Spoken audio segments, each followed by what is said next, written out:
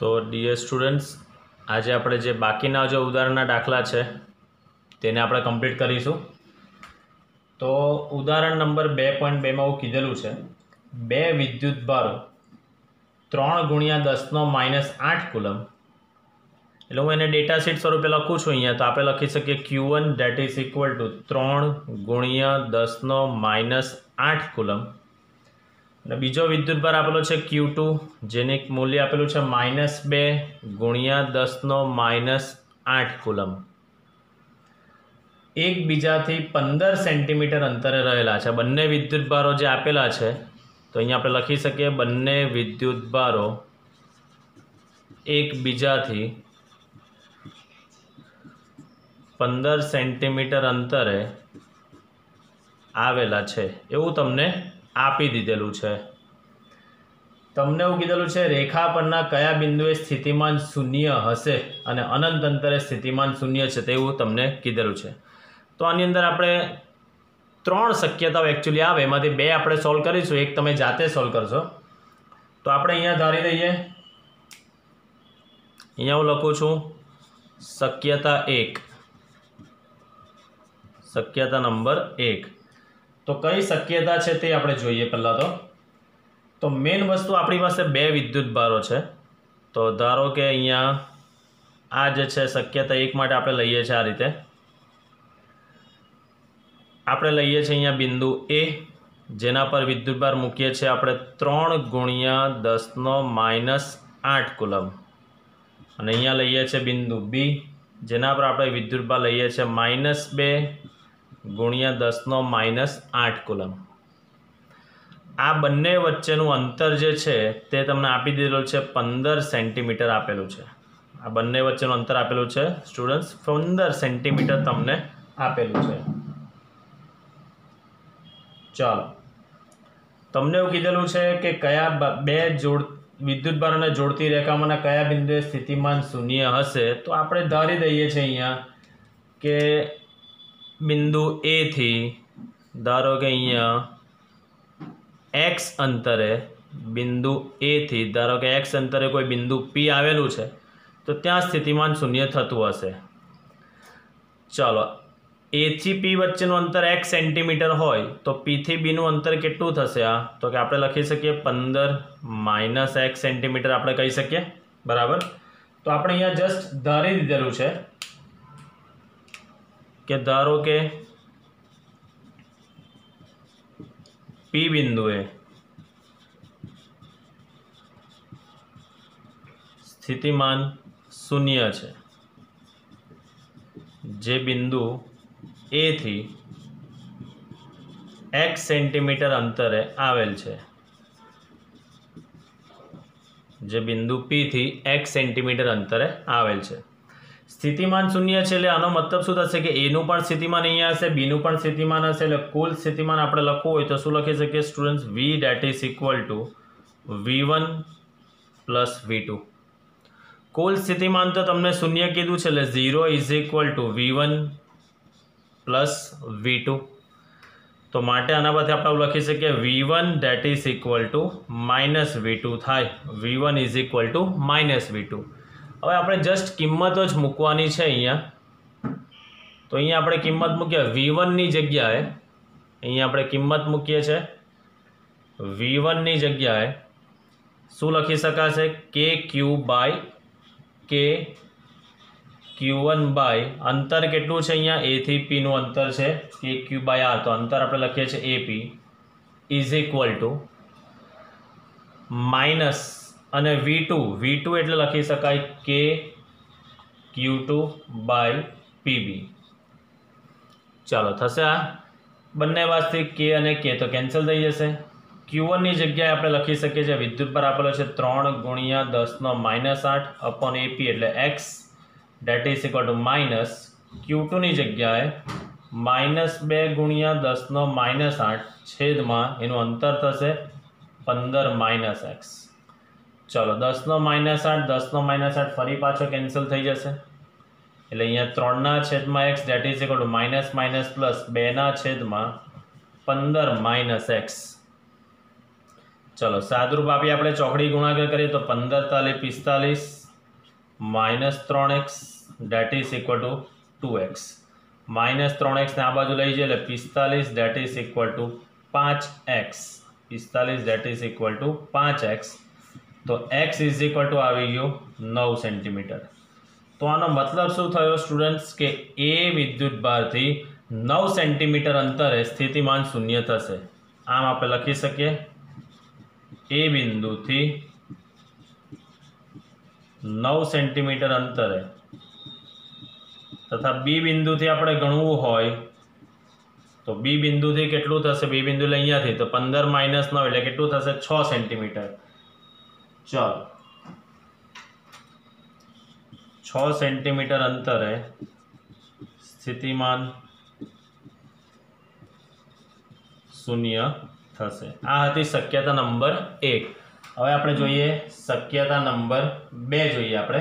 હવે આપણે જોઈએ શક્યતા નંબર 2। ચાલો સમજો હા કે ઘણું સરળ છે। હવે આપણે લખીએ છીએ અહીંયા શક્યતા નંબર 2।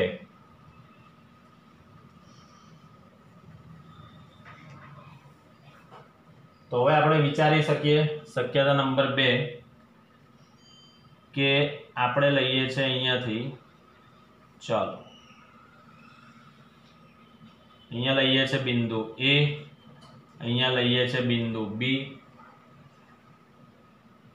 અહીંયા વિદ્યુત ભાર છે 3 × 10⁻8 અહીંયા છે -2 × 10⁻8 કુલમ બંને વચ્ચેનું અંતર તમને 15 સેન્ટીમીટર તો આપેલું જ છે।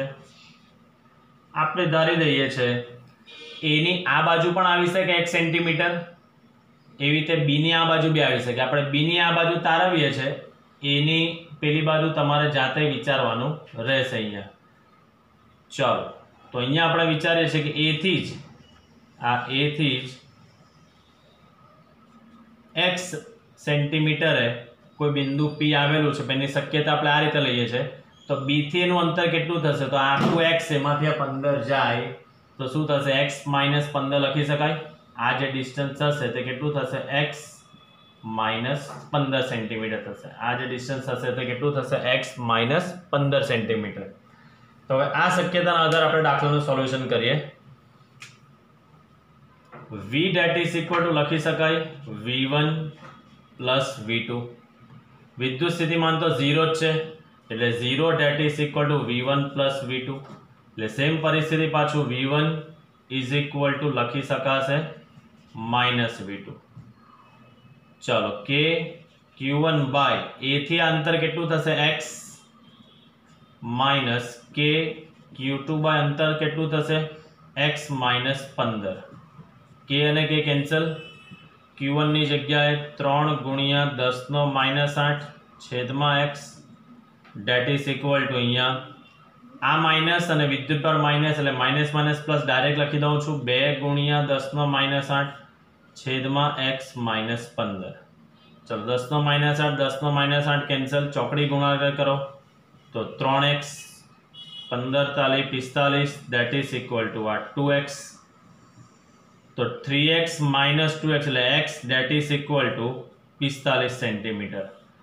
તો આનો મતલબ લખી શકાય કે આમ એ બિંદુથી આપણે લખી શકીએ છીએ આમ એ બિંદુથી 45 સેન્ટીમીટર અંતરે તથા બી બિંદુથી લખવું હોય તો x - 15 એટલે 45 - 15 કેટલા થશે સ્ટુડન્ટ્સ? 45 - 15 એટલે કેટલા થશે? 30। બી બિંદુથી 30 સેન્ટીમીટર અંતરે સ્થિતિમાન શૂન્ય થશે। તો આ રીતે આપણે દાખલાને કમ્પ્લીટ કરી શકીએ છીએ।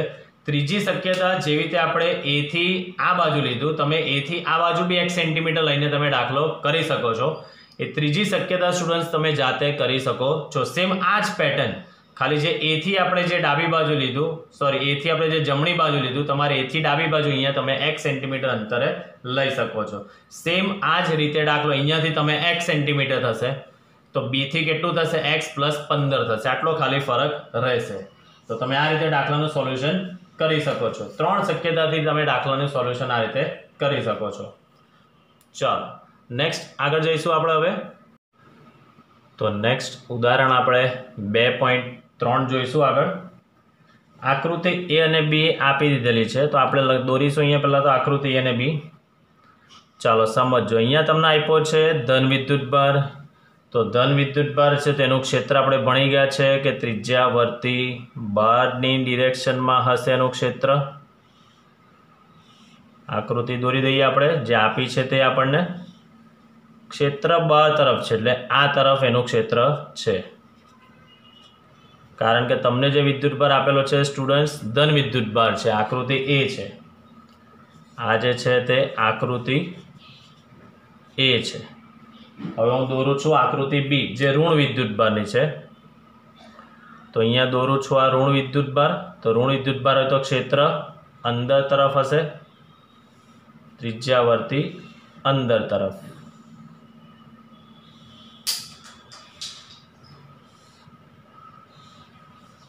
ચલો આ ક્ષેત્ર જે છે તે ત્રિજ્યાવર્તી આમ અંદર તરફ છે. હવે તમને એવું કીધેલું છે અહીંયા બે બિંદુઓ આની અંદર આપેલા છે. અહીંયા બિંદુ એ છે ને અહીંયા બિંદુ બી છે. આ બિંદુ એ છે, અહીંયા બિંદુ બી છે, અને આની અંદર આ બિંદુ પી છે અને અહીંયા બિંદુ ક્યુ છે. ચલો સમજો, આપણે સમજીશું. પહેલા સોલ્યુશન એ આપણે કરીશું. આ તમને આપેલી છે અહીંયા આકૃતિ બી. ચાલો એવું કીધેલું છે સ્થિતિમાનનો તફાવત વીપી માઇનસ વીક્યુ, અને બીજું શોધવાનું છે તમારે વીબી માઇનસ વીએ શોધવાનું છે. શું શોધવાનું છે? પહેલું વીપી માઇનસ વીક્યુ શું હશે તે, અને બીજું શોધવાનું છે વીબી માઇનસ વીએ શું હશે તે આપણે શોધવાનું છે. ચાલો તો આ દાખલાનું સોલ્યુશન આપણે કરીએ તો ખાસ એક વસ્તુનું આપણે ધ્યાન રાખીશું, જેનું નોંધ સ્વરૂપે આપણે આગળ થિયરીમાં ભણી જ ગયા છે, પણ ફરી પાછું એક વખત કે ક્ષેત્રની દિશામાં આપણે આગળ જઈએ, આ મુદ્દો ખાસ ધ્યાન રાખજો. ક્ષેત્રની દિશામાં આગળ વધે તેમ સ્થિતિમાન ઘટે,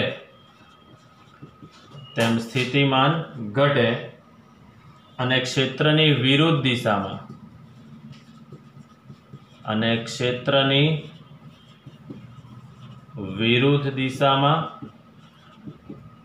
સ્થિતિમાન વધે. ક્ષેત્રની વિરુદ્ધ દિશામાં સ્થિતિમાન વધે. કેમ? તો યાદ કરો સ્ટુડન્ટ્સ, આપણી પાસે સૂત્ર છે V = KQ/R. અત્યારે ક્ષેત્ર આ દિશામાં છે, તો જેમ આમ જઈશ P થી Q તરફ તો R વધતો જવાનો.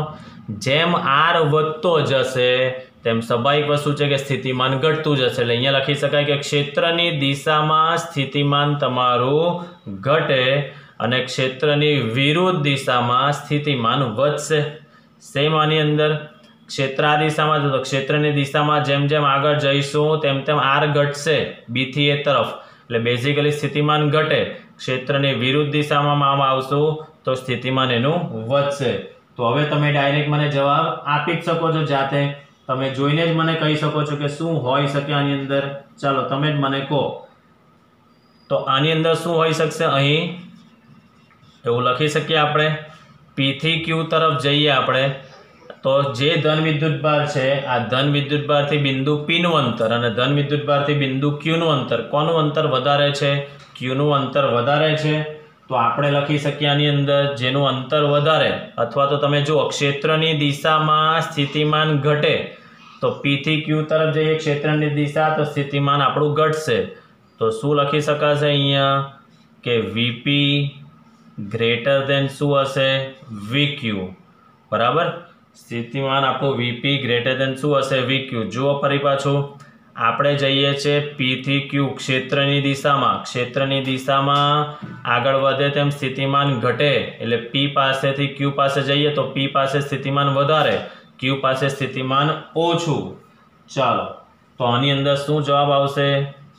વીપી માઇનસ વીક્યુ તમે કરશો તો તમારો જે જવાબ આવશે તે ગ્રેટર ધેન કેવો આવી શકશે? 0. એટલે કે કેવું તમને મળશે? તફાવત ધન જવાબ મળશે. તો અહીંયા શું લખું છું? અહીંયા ધન મળશે. ચાલો સેમ હવે તમને પૂછ્યું છે વીબી માઇનસ વીએ, તો તમે જાતે જ મને કહી શકો છો શું થશે આની અંદર? આકૃતિ બી પરથી જો અહીંયા હું લખું છું, તમે મને કહેજો, ચેક કરી જોજો. વીએ લેસ ધેન શું થશે? વીબી. વીએ લેસ ધેન વીબી. ચાલો બી થી એ તરફ જાઓ તો ક્ષેત્ર આ દિશામાં જાઓ તો સ્થિતિમાન શું થશે? ઘટશે. એટલે બી થી એ તરફ જઈશ તો સ્થિતિમાન શું થતું જશે? ઘટતું જશે. અથવા તો જુઓ અહીંયા ક્ષેત્રની વિરુદ્ધ દિશામાં સ્થિતિમાન વધે, ક્ષેત્રની વિરુદ્ધ દિશા એટલે આ દિશામાં સ્થિતિમાન વધે એટલે એ થી બી તરફ આવીશ તો સ્થિતિમાન વધશે. કેમ એવું સ્ટુડન્ટ્સ? તો આપણું ક્ષેત્ર જુઓ બી થી એ તરફ છે, જો હું એ થી બી તરફ આવું તો ક્ષેત્રની વિરુદ્ધ દિશામાં સ્થિતિમાન વધે, એનો મતલબ કે એ પાસે આવીશ તો સ્થિતિમાન શું થશે મારું? ઓછું. અને બી પાસે સ્થિતિમાન મારું કેવું થશે? વધારે. ચાલો તો અહીંયા હું શું લખી શકું છું? હવે તમે જ મને લખાવો. વીએ લેસ ધેન વીબી, તો આના પરથી શું લખી શકાય? વીબી ગ્રેટર ધેન વીએ થઈ શકે. તો આપણે લખી શકીએ આવું વીબી માઇનસ વીએ એ પણ ગ્રેટર ધેન 0 એટલે શું થઈ શકશે? અહીંયા ધન. આનો જવાબ બી શું આવશે? અહીંયા ધન. આ નોંધ ઘણી કામની છે સ્ટુડન્ટ્સ, તો આ ખાસ તમારે ધ્યાન રાખવાનું છે. ચાલો નેક્સ્ટ એની અંદર જ જઈશું આપણે. બીજો દાખલાનું સોલ્યુશન કરીએ આપણે. ચાલો સમજો. એવું કીધેલું છે કે એક નાના ઋણ વિદ્યુત ભારને ક્યુ થી પી, આ ક્યુ થી પી તથા એ અને બી બિંદુઓની વચ્ચે, આ એ અને બી બિંદુઓની વચ્ચેથી સ્થિતિ ઊર્જાના તફાવતના ચિહ્ન જણાવવાના છે. ચાલો તો તમને શું કીધેલું છે? કોઈ ઋણ વિદ્યુત ભાર છે ક્યુ થી પી અને એ અને બી વચ્ચે કીધેલું છે તમને. તો સ્થિતિ ઊર્જાનું તમારી પાસે સૂત્ર છે, યાદ કરો. સ્થિતિ ઊર્જા U = Q × V. પણ તમને વિદ્યુતભાર ઋણ આપેલો છે તો અહીંયા લખી શકાય. અહીં વિદ્યુતભાર Q બરાબર -Q છે. તો આપણી પાસે U નું સૂત્ર શું બનશે? U = -Q × V લખી શકાય આવું. ચાલો હવે ખાસ સમજવાની અંદર પહેલું તમને કીધું છે, જો આની અંદર Q થી P, તો કયા બિંદુ પાસે સ્થિતિમાન અહીંયા છે? તો આપણી પાસે છે જ, જો અહીંયા મેં લખેલું જ છે. અહીંયા શું લખેલું છે? VP ગ્રેટર ધેન VQ છે. VP ગ્રેટર ધેન VQ છે એટલે અહીંયા લખી શકાય, આવું લખી શકાય VQ લેસ ધેન VP છે. VP ગ્રેટર ધેન VQ, તો VQ લેસ ધેન VP. જો અહીંયા Q પાસે સ્થિતિમાન ઓછું તો એની સ્થિતિ ઊર્જા કેવી થશે તે મને કહો. અને P પાસે સ્થિતિમાન અહીંયા થશે વધારે છે, સ્થિતિમાન વધારે એટલે VP નો જવાબ અહીંયા મોટો છે, તો મોટો છે પણ આગળ માઇનસ એટલે ઋણ થશે. અને VQ નાનું છે એટલે આ જવાબ Q × VQ નો જવાબ અને Q × VP નો જવાબ માંથી VQ તમારું કેવું છે? આની અંદર નાનું છે એટલે એનો જવાબ કેવો થશે? મોટો થશે. એટલે અહીંયા આપણે લખી શકીએ UQ ગ્રેટર ધેન UP થાય. UQ ગ્રેટર ધેન UP થાય. આમાં તમે કોઈ બી કિંમત ધારી દો તો બી તમને ખબર પડશે. અહીંયા તમે કોઈ બી કિંમત, VQ નાનું છે, VQ ની જગ્યા 2 લો તો -2Q, VP ની જગ્યાએ જે છે તે 5 લો તો -5Q, તો -5Q કેવું થશે? નાનું થશે. બરાબર. એટલે VQ લેસ ધેન VP માટે આપણે લખી શકીએ UQ ગ્રેટર ધેન UP. ચાલો નેક્સ્ટ હવે એની અંદર જ આપણે ફરી પાછું આ બી આકૃતિ માટે આપણે જોઈશું. ચલો ફરી પાછું સૂત્ર તો એ જ છે, U = -QV. આમાં તમે જુઓ સ્ટુડન્ટ, તમને શું કીધું છે? અહીંયા VA લેસ ધેન VB છે, VA લેસ ધેન VB છે. ચાલો તો VA લેસ દેન VB તો શું લખી શકાશે? એનો મતલબ કે V પાસે સ્થિતિમાન નીચું અને B પાસે મોટું, તો અહીંયા VB ની કિંમત મોટી છે પણ આગળ જવાબ ઋણ છે, એટલે આપણે શું લખી શકીએ અહીંયા UA ગ્રેટર દેન UB થાય. શું થશે student? UA greater than UB થાય. આ હતો આપણો બીજા દાખલાનો જવાબ, આ હતો પહેલાનું સોલ્યુશન. ચાલો હવે આપણે આગળ જોઈએ. ચલો ત્રીજું એવું કીધું છે, એક નાના ધન વિદ્યુત ભારને Q થી P પર લઈ જવામાં, નાના ધન વિદ્યુત ભારને Q થી P લઈ જવામાં ક્ષેત્ર વડે થતું કાર્યનું ચિહ્ન આપણે સમજવાનું છે. ચાલો તો અહીંયા આપણે લખીએ છીએ ત્રીજો પોઈન્ટ. શું કીધું છે? Q થી P પર લાવવાનો છે, તો આપણું ક્ષેત્ર કઈ દિશામાં છે સ્ટુડન્ટ્સ? P થી Q. આપણે ક્યાં જવાનું છે? Q થી P તરફ, એટલે આપણે ક્ષેત્રની વિરુદ્ધ દિશામાં જવાનું છે. હવે આપણે આગળ ભણી ગયા છે કે ક્ષેત્રની વિરુદ્ધ દિશામાં જઈએ તો ક્ષેત્ર વડે થતું કાર્ય કેવું થશે? આપણને ઋણ મળશે. આપણે આગળ પોટેન્શિયલ વાળી સ્થિતિમાનની થિયરીમાં બી ભણી ગયા છે અહીંયા, બરાબર. તો ત્રીજા પોઈન્ટમાં આપણે લખી શકીએ, નાના ધન વિદ્યુત ભારને Q થી P એટલે કે ક્ષેત્રની વિરુદ્ધ દિશામાં લઈ જતા હોવાથી ક્ષેત્ર વડે થતું કાર્ય ઋણ મળે. ક્ષેત્ર વડે થતું કાર્ય ઋણ મળે. ક્લિયર? આપણું જે ક્ષેત્ર છે તે જુઓ P થી Q છે, પણ આપણે ક્ષેત્રની વિરુદ્ધ દિશામાં આવીએ છીએ એટલે. ચાલો નેક્સ્ટ આપણે એના પછીના પ્રશ્નનો જવાબ સમજીએ. એક નાના ઋણ વિદ્યુત ભારને B થી A પર લઈ જવાનું છે. ઋણ વિદ્યુત ભારને B થી A પર લઈ જવામાં આવે તો બાહ્ય બળ વડે થતું કાર્ય. ચાલો ઋણ વિદ્યુત ભારને આપણે B થી A પર લઈ જવાનું છે, એટલે ક્ષેત્રની દિશામાં જ જવાના. તો ક્ષેત્રની દિશામાં જ જવાના આપણે, તો કાર્ય કેવું મળશે? ધન મળશે. આમાં હતા ક્ષેત્રની વિરુદ્ધ દિશામાં એટલે કાર્ય ઋણ મળતું હતું. અહીંયા B થી A એટલે આપણું ક્ષેત્ર બે જ દિશામાં છે, એટલે ક્ષેત્રની દિશામાં જ જવાનાની અંદર. તો અહીંયા લખી શકાય કે નાના ઋણ વિદ્યુત ભારને B થી A એટલે કે ક્ષેત્રની દિશામાં લઈ જતા હોવાથી થતું કાર્ય ધન મળે. ચાલો અને છેલ્લો એક ક્વેશ્ચન છે એ આપણે જોઈશું. સમજો B થી A જવામાં એક નાના ઋણ વિદ્યુત ભારની ગતિ ઉર્જા વધે કે ઘટે, એટલે એક ઋણ વિદ્યુત ભાર છે જેને B થી A પર લઈ જવો છે, તો ગતિ ઉર્જા વધે કે ઘટે. ચાલો હવે સમજો, બહુ સરસ છે આ સમજવા જેવી વસ્તુ. આપણી પાસે જે વિદ્યુત ભાર છે તે ઋણ વિદ્યુત ભાર છે, આ બી ઋણ વિદ્યુત ભાર છે ને આ બી ઋણ છે. તો ઋણ અને ઋણ વચ્ચે અપાકર્ષણ, એટલે આ શું કરશે? અને ધક્કો મારશે આ દિશામાં, બરાબર. હવે ધક્કો મારશે એટલે સ્વાભાવિક વસ્તુ છે કે અપાકર્ષણ બળને કારણે ધક્કો લાગશે, એટલે એની ગતિ ઉર્જામાં શું થશે? ઘટાડો થશે. ક્લિયર વસ્તુ છે ને? આ બી ઋણ અને આ બી ઋણ, તો ઋણ અને ઋણ વચ્ચે અપાકર્ષણ બળ, તો આને ધક્કો મારશે, એને જવું છે આ દિશામાં પણ ધક્કો એને લાગે છે આ બાજુ, એટલે એની ગતિ ઉર્જામાં શું થશે? ઘટાડો થશે. તો અહીંયા લખી શકાય કે નાના ઋણ વિદ્યુત ભારને B થી A જવામાં ગતિ ઉર્જા ઘટે છે. કેમ એવું થાય છે?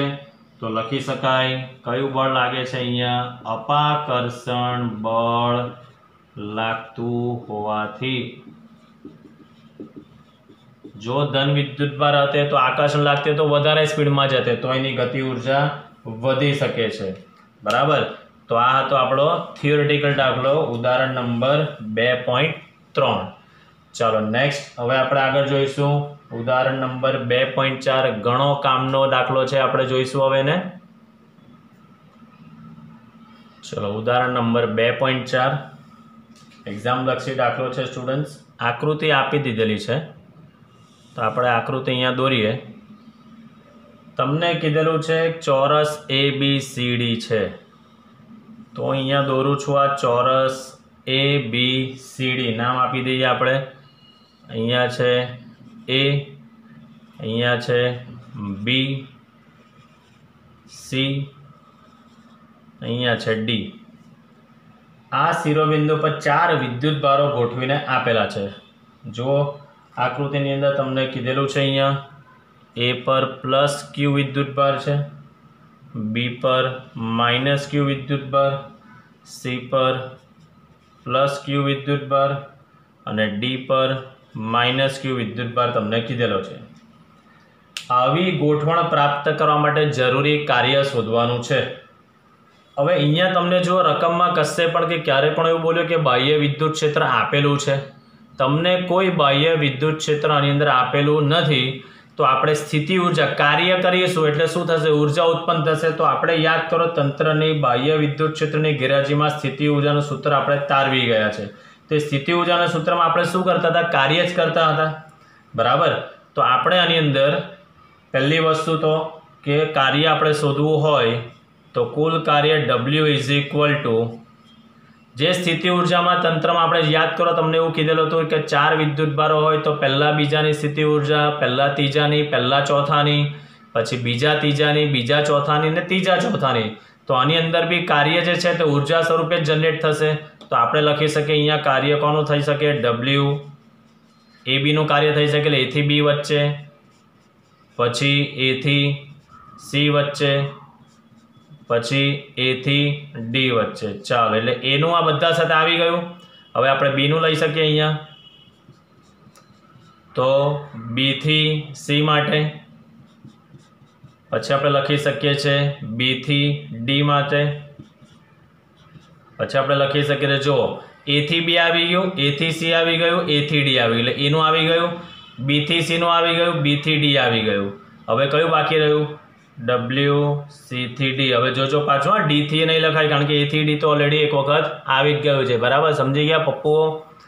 ચાલો તો આ થઈ ગયું, સૂત્ર બનાવી દીધું। હવે આપણે સ્થિતિ ઊર્જાનું સૂત્ર ભણી જ ગયા છે KQ/R। ધારો કે આ અંતરને આપણે કહીએ છીએ ચોરસની ચારે બાજુનું માપ, ધારો કે D લઈએ છીએ આપણે તો અહીંયા લખી શકાય W = શું લખી શકાશે, K QA QB/D। શું લખી શકાશે, K QA QB/D।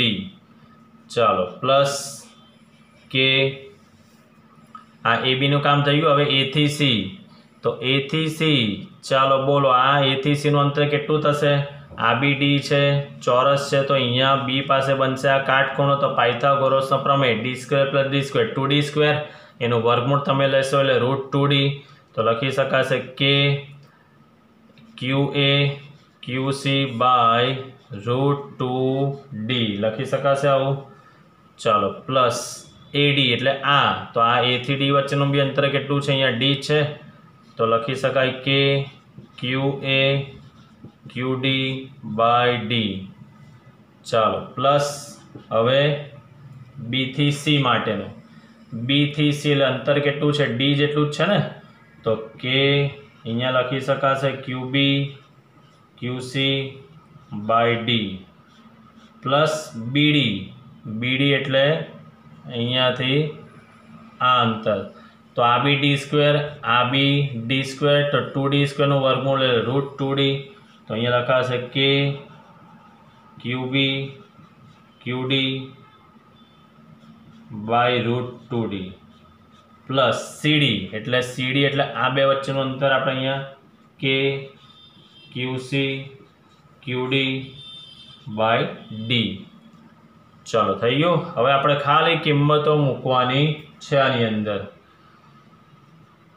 શું થશે આની અંદર સ્ટુડન્ટ્સ તમે જોઈ શકો છો K/D તો કોમન આવી જશે, K/D બધામાંથી જ કોમન આવી જશે। QA ની જગ્યાએ Q, QB ની જગ્યાએ -Q। ચાલો પ્લસ QA QC તો QA ની જગ્યાએ Q અને QC ની જગ્યાએ પણ Q જ છે છેદમાં √2 અહીંયા રહેશે પ્લસ QA એટલે Q, QD એટલે -Q, છેદમાં D કોમન આવી ગયું છે. ચાલો પ્લસ QB ની જગ્યાએ -Q, QC ની જગ્યાએ Q, D કોમન આવી જ ગયું છે પ્લસ ચાલો QB ની જગ્યાએ -Q, QD ની જગ્યાએ પણ -Q અપોન D બહાર નીકળી ગયું છે પણ √2 બાકી છે હજી. ચાલો પ્લસ QC ની જગ્યાએ આ Q પ્લસ QD ની જગ્યાએ -Q, D તો બહાર નીકળી જ ગયો છે. ચાલો આદુરૂપ આપીએ K/D, આ Q -Q² થશે અહીંયા પ્લસ Q² √2 થશે અહીંયા પ્લસ પણ આ માઇનસ એટલે -Q², આ પ્લસ -Q². ચાલો પ્લસ માઇનસ પ્લસ જ થઈ જશે એટલે પ્લસ Q² પ્લસ -Q². ચાલો થઈ ગયું આ. ઓકે, હવે આનું જે સાદુરૂપ છે સ્ટુડન્ટ્સ તે અહીંયા હું ઉપર આપું છું. ચલો માટે અહીંયા લખીએ છીએ W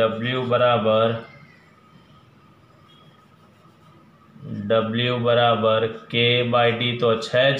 હવે આનું સાદુરૂપ જુઓ, -Q² એક વાર, -Q² બીજી વાર, -Q² ત્રીજી વાર, -Q² ચોથી વાર, એટલે 4 વાર -4 વાર Q² એવું થશે.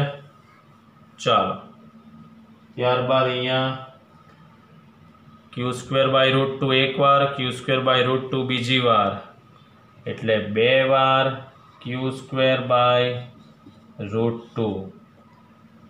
ચાલો સાદરૂપ આપીએ આપણે, Q² કોમન કાઢી નાખીએ એટલે Q²/D કોમન, એટલે અહીંયા -4 પ્લસ. હવે આનું સાદુરૂપ સમજો શું રહેશે સ્ટુડન્ટ્સ, 2/√2, 2 ની જગ્યાએ √2 ગુણ્યા √2 /√2, આ કેન્સલ થઈ જાય એટલે વધે √2, તો અહીંયા લખીએ છીએ આપણે આ √2. ચાલો તો માટે W નો જવાબ આવી ગયો K ની જગ્યાએ 1/4πε0 Q²/D, અને આને તમે લખી શકો છો -4 પ્લસ √2. આ આવી ગયો એનો જવાબ.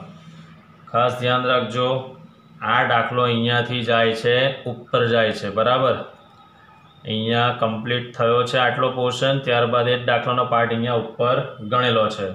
તો આ રીતે આપણે કુલ કાર્ય શોધી શકીએ છીએ. કાર્ય એટલે સ્ટુડન્ટ છે શું, ઉર્જા જ આપણે શોધી છે. ઉર્જા ક્યારે ઉત્પન્ન થાય, જ્યારે આપણે કાર્ય કરીશું. એટલે આ જે છે સિમ્પલ વસ્તુ શું છે, કાર્ય જ છે. ચાલો હવે તમને બીજો દાખલો આની અંદર એવો કીધેલો છે, સમજો. બીજો દાખલો એવો કીધેલો છે, 4 વિદ્યુત ભારોને તે શિરોબિંદુ પર જકડી રાખેલા છે હવે, અને વિદ્યુત ભાર Q0 ને ચોરસના કેન્દ્ર પર લાવવો છે. અહીંયા ચોરસના કેન્દ્ર પર Q0 ને આપણે લાવવામાં આવે છે, તો વધારાનું કેટલું કાર્ય આપણે કરવું પડશે. અહીંયા જે છે તે Q0 વિદ્યુત ભારને લાવવું છે, કેન્દ્ર પર લાવવું છે. ચાલો હવે મેઇન વસ્તુ કેટલું કાર્ય જરૂરી છે, તો આપણે એ શોધી નાખીએ કે આ જે બિંદુ જે છે ABCD, આને નામ આપી દઈએ છીએ આપણે E. આ E શું છે, ચોરસનું કેન્દ્ર છે. ચોરસના કેન્દ્ર E થી દરેક શિરોબિંદુનું અંતર કેટલું થશે તે પહેલાં આપણે શોધી કાઢીએ, બરાબર. હવે કેમ, યાદ કરો આપણે સ્થિતિમાનની વ્યાખ્યા એક ભણી ગયા છે કે એકમ કુલમ વિદ્યુતભારને અનંત અંતરથી ક્ષેત્રમાં આપેલા બિંદુએ લાવવા માટે કરવું પડતું કાર્ય. તો આની અંદર બી આપણે Q0 વિદ્યુતભારને લાવવાનો જ છે, તો આપણે કાર્ય જ શોધવાનું છે. તો આપણે યાદ કરો આવું ભણી ગયા છે સ્ટુડન્ટ્સ, અહીંયા સમજાવું છું. V બરાબર આપણે શું ભણી ગયા છે, યાદ કરો W/Q. તો W બરાબર શું લખી શકાય, VQ લખી શકાય. W બરાબર શું લખી શકાય, V × Q આપણે લખી. તો જે વિદ્યુતભારને આપણે અનંત અંતરથી ક્ષેત્રમાં લાવેલા આપણે કાર્ય જે કરીએ છીએ તેની સ્થિતિમાન આપણે કીધેલું હતું V બરાબર W/Q, તો W બરાબર VQ. જ્યાં V એટલે શું કે આ બધા વિદ્યુતભારોને લીધે કેન્દ્ર પર કેટલું સ્થિતિમાન મળે છે તે આપણે શોધી કાઢીએ.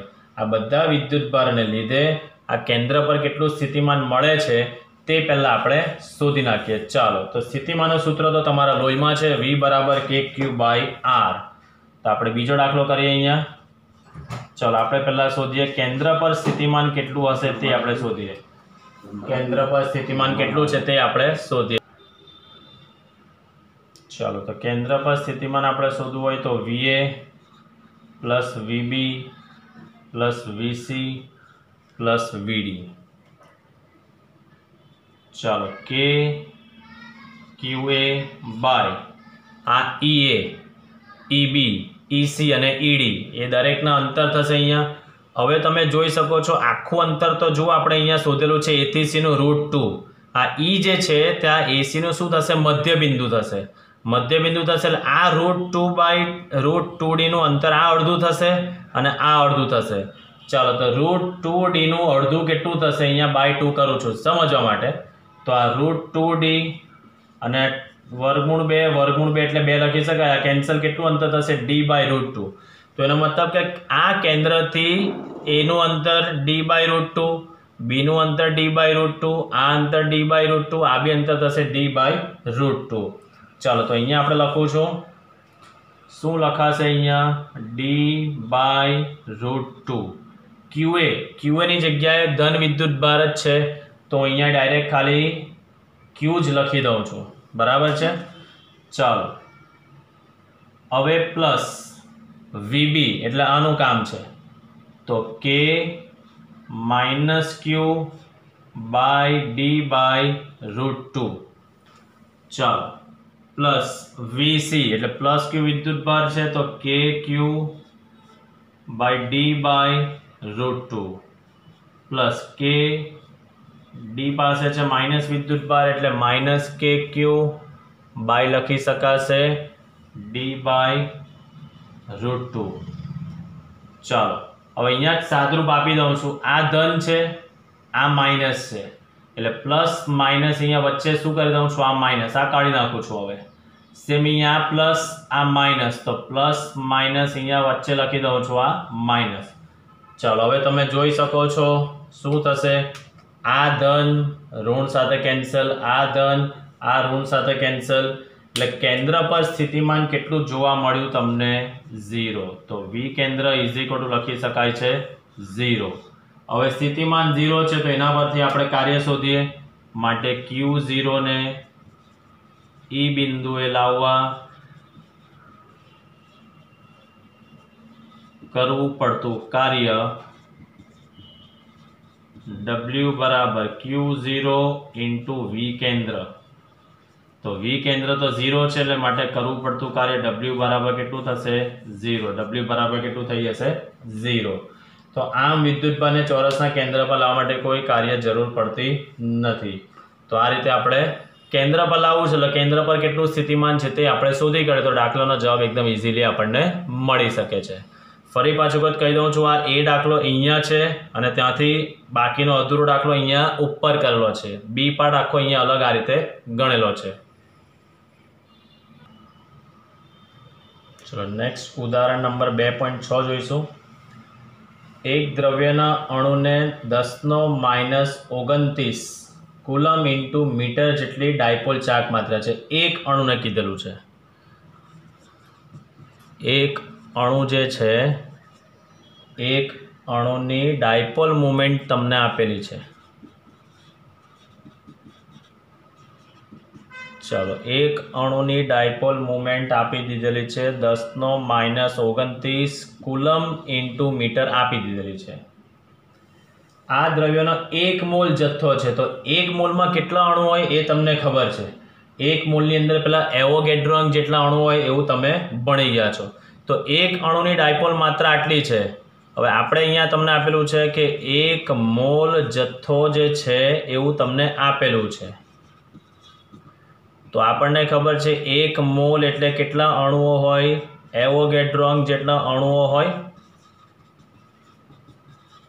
ચાલો, તો આપણે લખી શકીએ કે 1 મોલ અણુની ડાયપોલ મોમેન્ટ કેટલી થાય?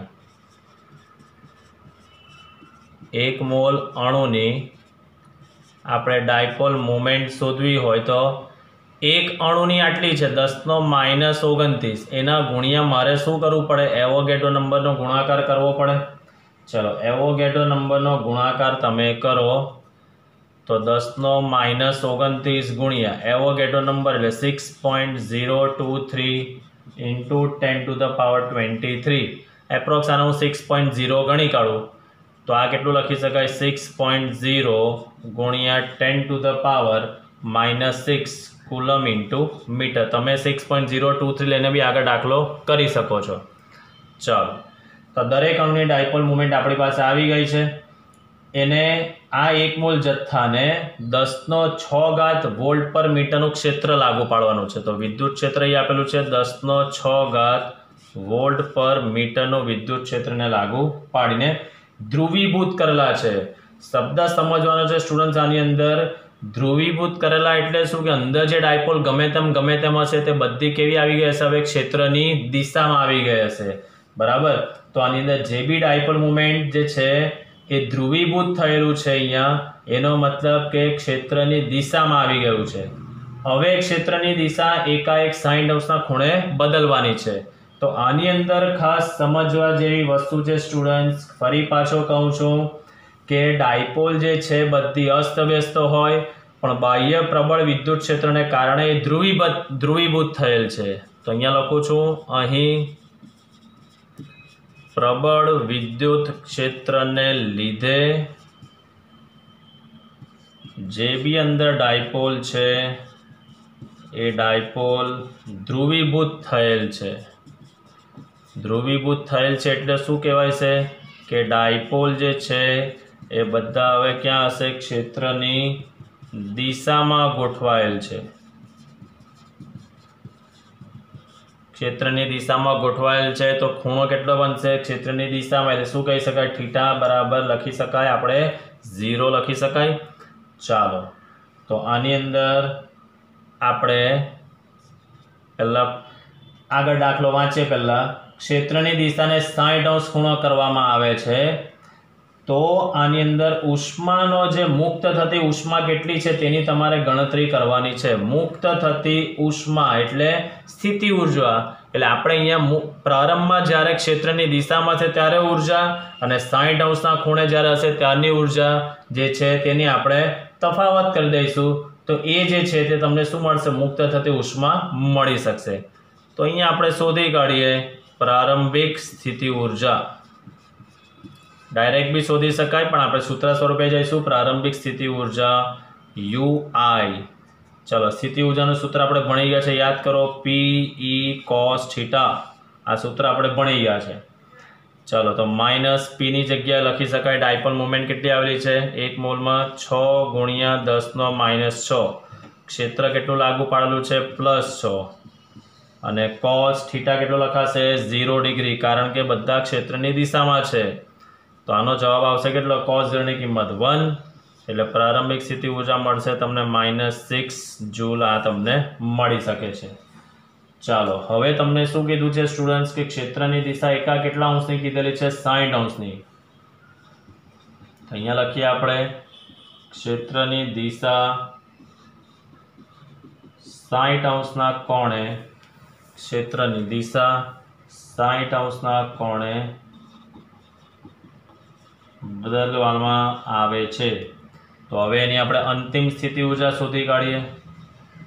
તો માટે અહીંયા લખી શકીએ આપણે અંતિમ સ્થિતિ ઉર્જા UF that is equal to -PE cos θ. ચલો માઇનસ P એટલે ડાયપોલ મુવમેન્ટ તમારી પાસે છે જ 6 ગુણ્યા 10⁻6. વિદ્યુત ક્ષેત્ર તમારી પાસે છે 10⁶ અને cos θ ની કિંમત તમને આપેલી છે 60°. ચાલો તો -6 ગુણ્યા તો કેન્સલ થઈ જશે. cos 60 એટલે 1/2 એટલે UF આવશે -3 જૂલ. હવે આપણે લઈ લઈએ સ્થિતિ ઉર્જામાં કેટલો ફેરફાર થાય છે તો ΔU that is equal to અંતિમ માઇનસ પ્રારંભિક. અંતિમ એટલે -3 માઇનસ આ -6 એટલે -3 + 6 એટલે 3 જૂલ ઉર્જા જે છે એ આપણે કહી શકીએ છીએ કે ઉષ્મા રૂપે મુક્ત થતી ઊર્જા છે આ. તો આ 3 જૂલ ઊર્જા એ ઉષ્મા રૂપે મુક્ત થતી ઊર્જા છે. ચાલો થઈ ગયું. તો આની અંદર મેઇન કન્સેપ્ટ જે હતો આ એક અણુની આપેલી છે ને 1 મોલ જથ્થો છે. તો 1 મોલ જથ્થાને આપણે ડાયપોલ મોમેન્ટ અહીંયા શોધવી જરૂરી છે. બાકી તો સૂત્ર જે મૂકીને જે જવાબ લાવવાનો છે તે આપણે લાવવાનો છે. ચાલો નેક્સ્ટ ઉદાહરણ જે 2.7 છે સ્ટુડન્ટ્સ, છે તમે ટેક્સ્ટબુકમાંથી જ જાતે સમજીને કરી શકો છો. થિયોરિટિકલ છે. If you have any queries તો તમે ફોન કરીને અથવા તો વોટ્સએપ કરીને પૂછી શકો છો. તો આપણે ઉદાહરણ 2.7 હું તમને હોમવર્કમાં આપીશ. આપણે જે કરીશું નેક્સ્ટ ઉદાહરણ 2.8. જે દાખલાની રીત જે છે તે ઘણી ટિપિકલ છે, પણ હું તમને એક નાનું એનું શોર્ટકટ સૂત્ર આપીશ. એ સૂત્ર તમે એન્ટ્રન્સમાં ભણવાના જ છો. તો હું તમને ખાલી એ સૂત્રની સમજૂતી આપી દઈશ અને એના આધારે આપણે આગળ ઉદાહરણ 2.8 આપણે કરીશું. 2.7 તમારે જાતે ટેક્સ્ટબુકમાંથી સમજીને કરવાનો છે. ચલો નેક્સ્ટ ઉદાહરણ નંબર 2.8 આપણે જોઈશું. ડાઇલેક્ટ્રિક અચળાંક કે ધરાવતા દ્રવ્યનું એક ચોસલાનું ક્ષેત્રફળ સમાંતર પ્લેટ કેપેસિટરની પ્લેટ જેટલું છે જ. ચાલો તો પહેલાં તો હું દોરી દઉં અહીંયા સમાંતર પ્લેટ કેપેસિટર. સમજો આ કેપેસિટરની એક પ્લેટ, આ કેપેસિટરની બીજી પ્લેટ, બરાબર. આ પ્લેટનું ક્ષેત્રફળને ધારી દઈએ આપણે એ છે. આ પ્લેટનું પણ ક્ષેત્રફળ એ છે.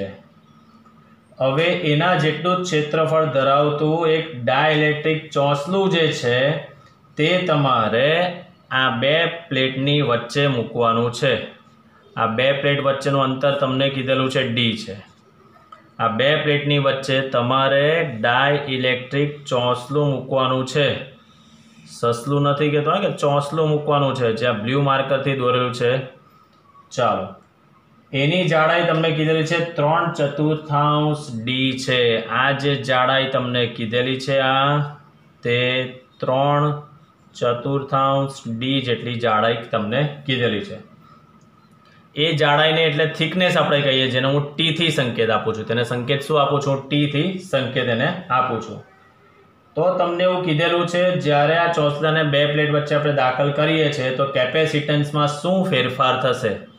આ ડાઇલેક્ટ્રિક ચોસલું જે છે બે પ્લેટની વચ્ચે આપણે દાખલ કરીએ તો કેપેસિટન્સમાં શું ફેરફાર થશે?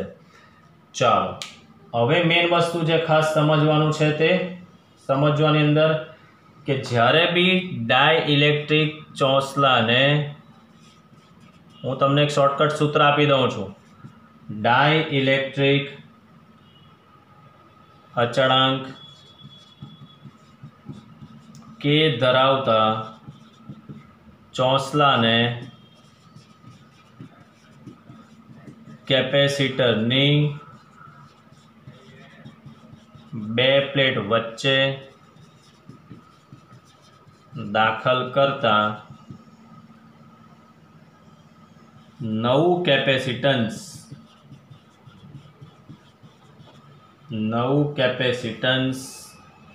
C that is equal to સમાંતર પ્લેટ કેપેસિટરનું સૂત્ર શું છે? Epsilon naught A by D. તો એપ્સાઇલોન નોટ અને A તો એઝ ઇટ ઇઝ રહેશે.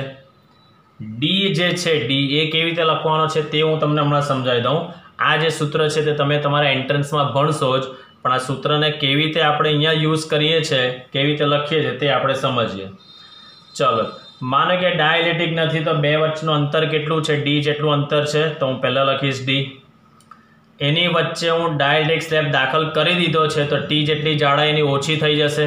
તો અહીંયા લખી દઉં છું ડી માઇનસ ટી પ્લસ એક આ સ્ટેપ એડ કરવાનું છે ટી બાય ડાઇલેક્ટ્રિક અચળાંક કે એની થિકનેસ જે છે આનું પોતાનું જે છે આ ડાઇલેક્ટ્રિક ચોસલું જે છે આ ડી માઇનસ ટી એટલે શું? આખું ડી એમાંથી આ કાઢી નાખો એટલે ડી માઇનસ ટી જેટલું આ બાકીનું રહેશે પ્લસ આ જે થિકનેસ છે એના ભાગ્યનો ડાઇલેક્ટ્રિક અચળાંક તમારે ભાગી નાખવાનો.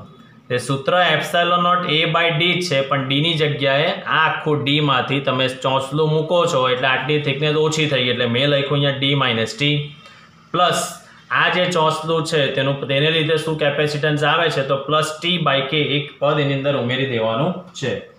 ચાલો હવે ખાસ સમજો, ખાલી સાદરૂપ આપવાનું છે. આ સૂત્રની સાબિતી જે છે તે તમે જેઈ નીટ ની અંદર સાબિત કરશો. મારે અહીંયા બોર્ડ લેવલ પર વર્ક કરવાનું છે એટલે સ્ટુડન્ટ્સ આ જે સૂત્ર છે તો હું તમને સમજાવી દઉં છું કેવી રીતે લખવાનું છે તે ખાલી, પણ તમે પરીક્ષાની અંદર ડાયરેક્ટ બી આ લખી શકો છો અથવા તો એન્ટ્રન્સમાં ભણશો જ એટલે આની સાબિતી તમને ક્લિયર થઈ જશે. ચાલો સમજો હવે ખાસ. તો C that is equal to ε0 A by D minus T એટલે આ ડાયલેક્ટ્રિક સ્લેબની જાડાઈ 3D/4. ચાલો પ્લસ તમને કીધું છે T/K, Tની જગ્યાએ લખી શકાય 3D/4 અને K નો K. ચાલો થઈ ગયું આટલી વસ્તુ. નેક્સ્ટ પહેલા હું આનું જ સાદરૂપ આપી દઉં છું.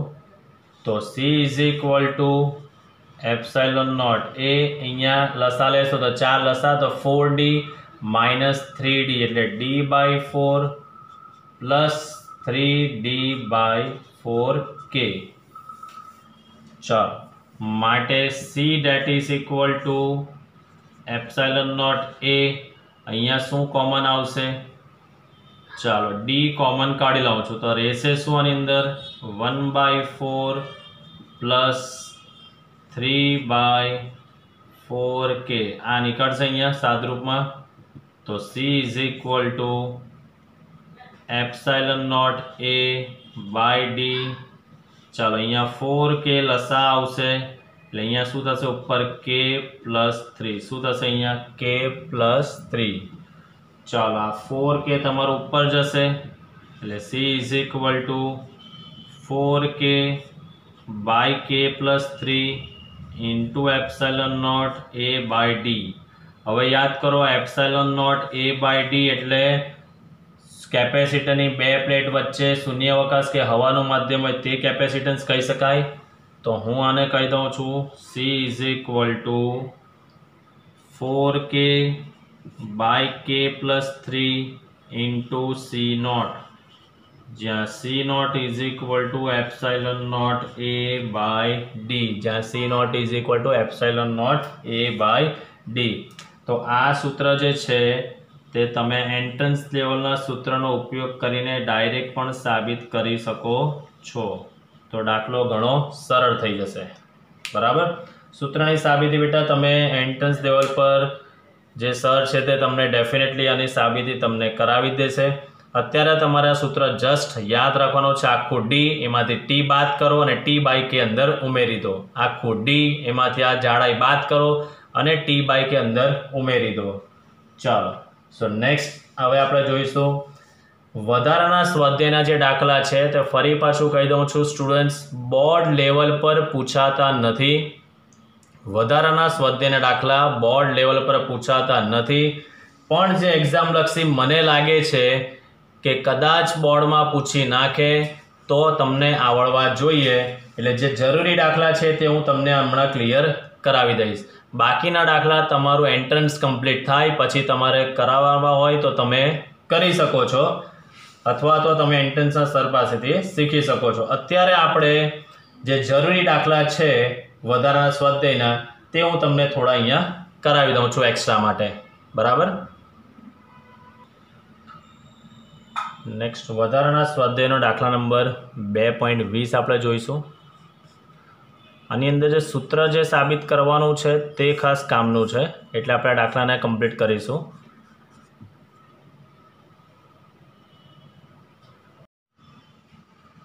ચલો દાખલા નંબર 2.20. એવું તમને કીધેલું છે A અને B ત્રિજ્યા ધરાવતા બે વિદ્યુતભારિત સુવાહક ગોળાને એક તાર વડે જોડી દેવામાં આવે છે. ચાલો તો આ એક ગોળો છે એવું આપણે માનીએ, જેની ત્રિજ્યા તમને A જેટલી કીધી છે. અને બીજો આ વિદ્યુત ભારિત કોઈ ગોળો છે જેની ત્રિજ્યા તમને બી જેટલી કીધી છે, જેને એક તાર મારફતે આપણે એને જોડી દઈએ છીએ. બે ગોળાઓની સપાટી પરના વિદ્યુત ક્ષેત્રનો ગુણોત્તર શોધવાનો છે. આ બંને ગોળાઓની સપાટી પર જે વિદ્યુત ક્ષેત્ર ઉત્પન્ન થશે એ ક્ષેત્રનો ગુણોત્તર આપણે શોધવાનો છે. ચલો તો આપણે લખી શકીએ. બે ગોળા છે આપણી પાસે, તો ગોળા એકની જે ત્રિજ્યા આપેલી છે તમને એ આપેલી છે, અને ગોળા બેની જે ત્રિજ્યા તમને આપેલી છે તે ત્રિજ્યા બી આપેલી છે. હવે સ્વાભાવિક વસ્તુ છે કે વિદ્યુત ભારિત છે એટલે બંને પાસે કંઈક ને કંઈક સ્થિતિમાન બી હશે. તો આપણે લખી શકીએ ગોળા એકનું સ્થિતિમાન, એને નામ આપીએ છીએ આપણે V1, અને ગોળા બેનું જે સ્થિતિમાન છે એ સ્થિતિમાનને આપણે કહીએ છીએ V2 કહીએ છીએ. ચલો, બંને ગોળા પરના વિદ્યુત ભાર છે, વિદ્યુત ભારિત કરેલા છે, તો ધારી લઈએ ગોળા એક પરનો જે વિદ્યુત ભાર છે તેને આપણે કહીએ છીએ Q1, અને ગોળા બે પરનો વિદ્યુત ભાર છે તેને આપણે કહીએ છીએ Q2. ગોળા બે પરનો વિદ્યુત ભાર જે છે તેને આપણે કહીએ છીએ Q2. ચાલો, ત્યારબાદ મેઇન વસ્તુ જે સમજવાની છે તે આપણને ખબર છે આની અંદર કે બંને ગોળાઓને આપણે તારથી આપણે જોડી દીધેલા છે, એટલે સ્વાભાવિક વસ્તુ છે કે વિદ્યુત ભાર સરખો થઈ જશે, વહેંચાઈ જશે, એટલે એના સ્થિતિમાન બી કેવા થઈ જશે, અહીંયા સમાન થઈ જશે. તો અહીંયા આપણે લખી શકીએ છીએ કે જે ગોળા છે આ બંને ગોળાઓને વાહક તારથી જોડેલ હોવાથી, આ બંને ગોળાઓને વાહક તારથી આપણે જોડી દઈએ, જોડેલ હોવાથી તેમના સ્થિતિમાન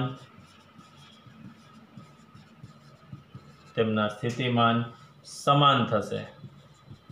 તો આપણે લખી શકીએ માટે V1 that is equal to V2 that is equal to V. ચાલો, હવે મેઇન વસ્તુ યાદ કરો, તમે લોકો ભણી ગયા છો સ્ટુડન્ટ્સ, જે સૂત્ર જે છે આપણી પાસે સ્થિતિમાનનું સૂત્ર V is equal to KQ/R, અને અહીંયા ક્ષેત્ર શોધવાનું છે તો ક્ષેત્રનું સૂત્ર છે KQ/R², જે તમે ભણી ગયા છો. ચલો, સૂત્રો તમને ખબર છે. હવે આપણે આગળ જોઈએ. ધારી લઈએ આપણે કે ગોળા એક જે છે વિદ્યુત ભાર હોય એટલે સ્વાભાવિક વસ્તુ એના પર કંઈક ને કંઈક કેપેસિટન્સ બી આપણે ગણી શકીએ. તો ગોળા એકનું હું ધારું છું કેપેસિટન્સ C1, અને જે ગોળો બે છે તે ગોળા બેનું જે કેપેસિટન્સ છે તેને નામ આપું છું અહીંયા C2. હવે ખાસ સમજો, આપણને ખબર છે C that is equal to સૂત્ર કયું છે Q/V છે, તો આના પરથી Q that is equal to શું લખી શકાય, CV લખી શકાય. Q that is equal to CV માટે Q is proportional to શું લખી શકાય C. કેમ એવું? કારણ કે V કેવું છે, સમાન છે, બંને ગોળા પર V કેવો છે સ્ટુડન્ટ, સમાન છે, એટલે Q is proportional to C આપણે લખી શકીએ છીએ. માટે Q1/Q2 that is equal to C1/C2.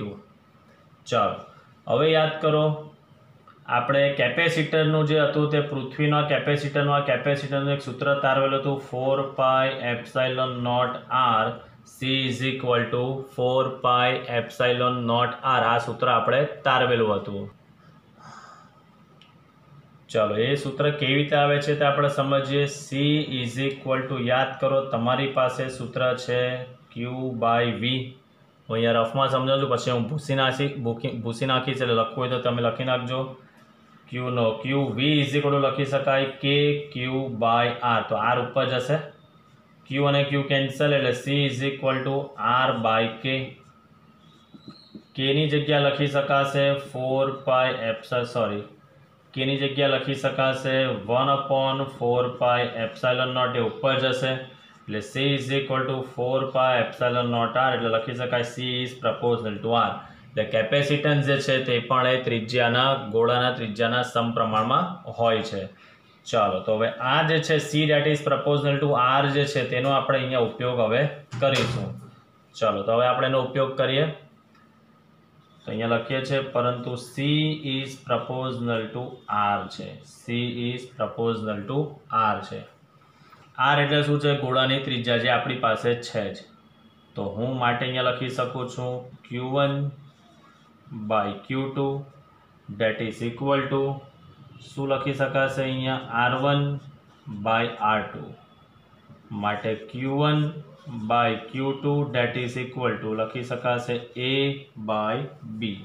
आने आपी दઈએ छे आपणे समीकरण नंबर 1। हवे आपणे विद्युत क्षेत्रनो गुणोत्तर शोधवानो छे। तो हवे अहींया लखीए आपणे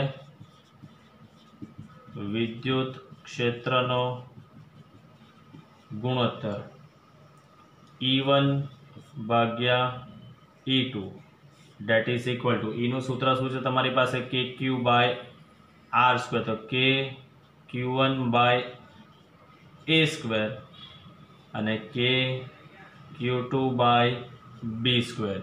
K अने K केन्सल थई जशे એટલે લખી શકાશે E1 by E2 that is equal to Q1 by A square into अहींया Q2 बाय B स्क्वेर। तो B स्क्वेर ऊपर जशे Q2 बाय B स्क्वेर। चलो तो हवे खास समझीए आपणे माटे E1 by E2 that is equal to आ Q1 बाय Q2 गुणिया B square by A square माटे E1 by E2 Q1 by Q2 ની જગ્યાએ આપણી પાસે સૂત્ર છે જ અહીંયા A બાય B ગુણિયા લખી શકાશે B square by A square माटे E1 by E2 that is equal to आ A कैंसल B कैंसल तो थशे अहींया B बाय A लखी शकाशे B बाय A। आने आपे छे आपणे समीकरण नंबर 2। चलो तो विद्युत क्षेत्रना गुणोत्तर आवी गयो। हवे मेन वस्तु आने जे आगळ लई जवो तो आपणे लई जई सकीए छे परंतु E is equal to sigma by epsilon naught छे। तो आना परथी आपणे E1 by E2 is equal to sigma naught is the constant. तो E is proportional to sigma छे।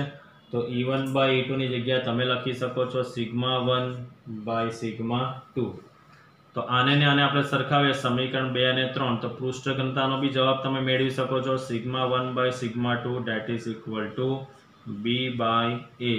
Sigma 1 by sigma 2 that is equal to B by A। तो आ जे छे જ્યારે બી બે તમને ગોળા વાહક તારથી તમને જોડીને આપેલા હોય ત્યારે આ ખાસ યાદ રાખવાનું કે એના સ્થિતિમાન સરખા થશે કારણ કે ચાર્જ બંને પર સરખો થઈ જશે એટલે V is equal to KQ by R સૂત્ર પ્રમાણે આપણે યાદ રાખીશું કે એના સ્થિતિમાન કેવા થઈ જશે સરખા થઈ જતા હોય છે। તો આ દાખલો જે છે તે એન્ટ્રન્સ લેવલ પર તમને જે છે તેના માટેનો બી કામનો છે ને બોર્ડ લેવલ પર જો પૂછે તો તમને આ રીતે પૂછી શકે છે કે ક્ષેત્રનો ગુણોત્તર પૂછે તો આટલે સુધી કરવાનું, પૃષ્ઠ ઘનતા પૂછે તો તમે આ રીતે આગળ ગણી શકો છો।